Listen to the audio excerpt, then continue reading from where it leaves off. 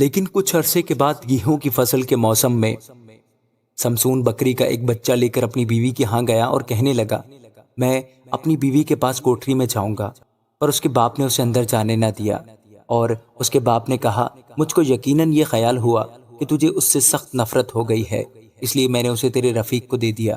کیا اس کی چھوٹی بہن اس سے کہیں خوبصورت نہیں ہے؟ سو اس کے عوض تو اسی کو لے لے۔ سمسون نے ان سے کہا، اس بار میں فلسطینیوں کی طرف سے جب میں ان سے برائی کروں بے قصور ٹھہروں گا۔ اور سمسون نے جا کر 300 لومڑیاں پکڑی اور مشلیں لی اور دم سے دم ملائی اور دو دو دموں کے بیچ میں ایک ایک مشل باندھ دی، اور مشلوں میں آگ لگا کر اس نے لومڑیوں کو فلسطینیوں کے کھڑے کھیتوں میں چھوڑ دیا، اور پولیوں اور کھڑے کھیتوں دونوں کو، بلکہ زیتون کے باغوں کو بھی جلا دیا۔ تب فلسطینیوں نے کہا، کس نے یہ کیا ہے؟ لوگوں نے بتایا کہ تمنتی کے داماد سمسون نے، اس لیے کہ اس نے اس کی بیوی چھین کر اس کے رفیق کو دے دی۔ تب فلسطینیوں نے آ کر اس عورت کو اور اس کے باپ کو آگ میں جلا دیا۔ سمسون نے ان سے کہا کہ تم جو ایسا کام کرتے ہو تو ضرور ہی میں تم سے بدلہ لوں گا اور اس کے بعد باز آؤں گا۔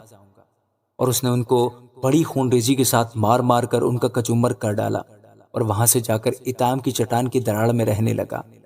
تب فلسطی جا کر یہودا میں خیمہ زن ہوئے اور لہی میں پھیل گئے، اور یہودا کے لوگوں نے ان سے کہا، تم ہم پر کیوں چڑھائے ہو؟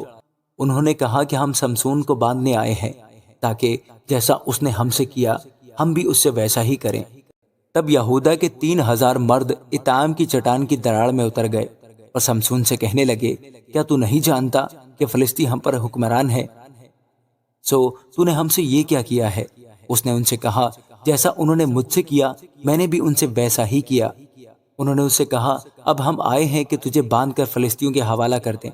سمسون نے ان سے کہا، مجھ سے قسم کھاؤ تم خود مجھ پر حملہ نہ کرو گے۔ انہوں نے اسے جواب دیا، نہیں، بلکہ ہم تجھے کس کر باندھیں گے اور ان کے حوالہ کر دیں گے، پر ہم ہرگز تجھے جان سے نہ ماریں گے۔ پھر انہوں نے اسے 2 نئی رسیوں سے باندھا اور چٹان سے اسے اوپر لائے۔ جب وہ لہی میں پہنچا تو فلسطی اسے دیکھ کر للکارنے لگے۔ تب خداوند کی روح اس پر زور سے نازل ہوئی، اور اس کے بازوؤں کی رسیاں آگ سے جلے ہوئے سن کی مانند ہو گئیں، اور اس کے بندھن اس کے ہاتھوں پر سے اتر گئے، اور اسے ایک گدھے کے جبڑے کی نئی ہڈی مل گئی۔ سو اس نے ہاتھ بڑھا کر اسے اٹھا لیا، اور اس سے اس نے 1,000 آدمیوں کو مار ڈالا۔ پھر سمسون نے کہا، گدھے کی جبڑے کی ہڈی سے ڈھیر کے ڈھیر لگ گئے، گدھے کے جبڑے کی ہڈی سے میں نے 1,000 آدمیوں کو مارا۔ اور جب وہ اپنی بات ختم کر چکا تو اس نے جبڑا اپنے ہاتھ میں سے پھینک دیا، اور اس جگہ کا نام رامت لہی پڑ گیا، اور اس کو بڑی پیاس لگی۔ تب اس نے خداوند کو پکارا اور کہا، تو نے اپنے بندہ کے ہاتھ سے ایسی بڑی رہائی بخشی، اب کیا میں پیاس سے مروں اور نامختونوں کے ہاتھ میں پڑوں؟